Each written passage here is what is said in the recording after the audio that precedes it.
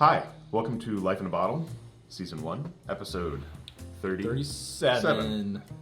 Took me a second there. I'm Kyle, this is Juan, and Cody. Mitch is out today, but we're going to try and have fun without him. We're here to talk about a pretty outstanding wine that we've worked with for a couple of years now. Yeah, this is our third vintage of Cameron. Oh man.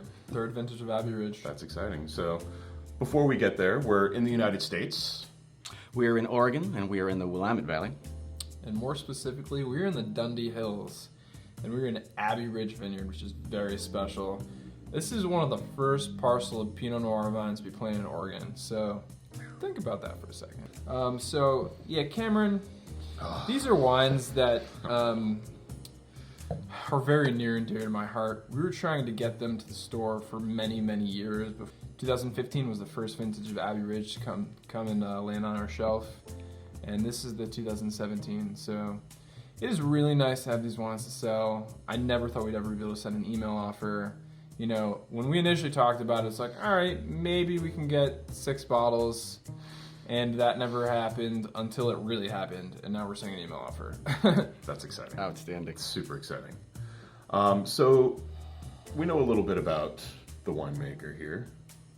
John Paul is the man, myth, legend, and he's the best. He follows as closely as possible, kind of Burgundian tradition, and he has a few things that are really important to him that kind of harken to the traditions of Burgundy.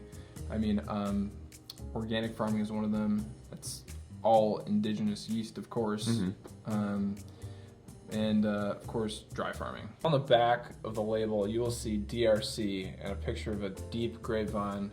And DRC is a little group that John Paul has pioneered, and it stands for Deep Roots Coalition. Of course, it's a little play on words, Isn't it? But the best play on words. And he has this little group of other winemakers who also, make dry farming a priority. And that's his little tribute on the back of the bottle. Excellent. What did I say to you before, Juan, that John Paul had said about dry farming? This fabulous blog post earlier from the year. Dry farming, no, it's about dry farming. Irrigation is the Oxycontin. Of viticulture. Viticulture. Yes. I mean, fair enough. So if we get into the glass. Oh, man. Wow. I think you said glazed cherry donut before. First thing I got, and I wasn't expecting it, was just a little bit of glazed cherry donut. And that sounds sweet and oaky, but this one is not that whatsoever.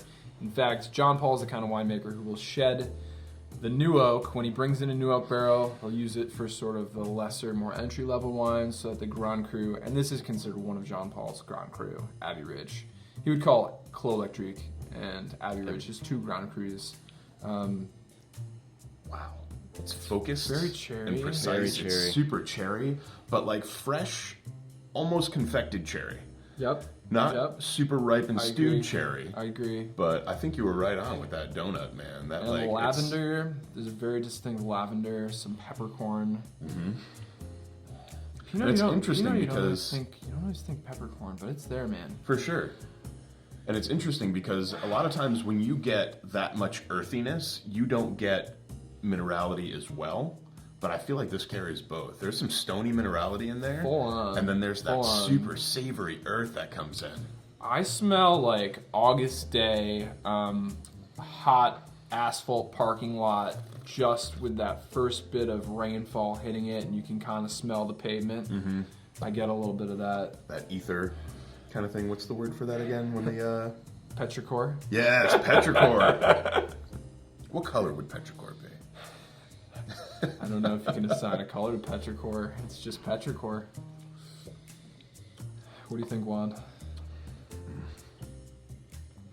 The structure is like, it's super impressive. But it's still so approachable. It's just delicious. We're right out talking of the gate. like huge pedigree, old vines, great vineyard, great clonal selection, and all that. Like you might think like heavy. Nope. Not at all.